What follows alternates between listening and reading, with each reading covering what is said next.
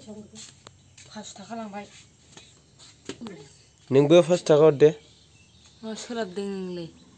हरा आं लोंनायबादेन गथ'खौ दाबायलाय फै न'आवलाय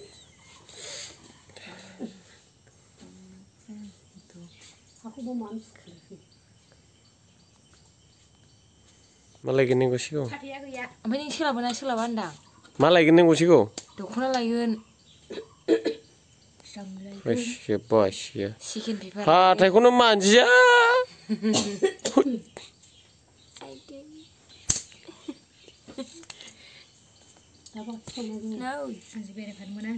नै गाइसमोन जोंना जोगोनार फिथाइ थुमफ्रुआ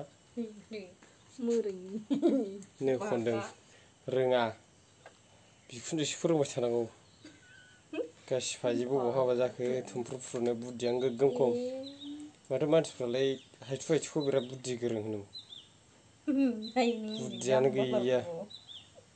गासिफाजि ओरैनोलाय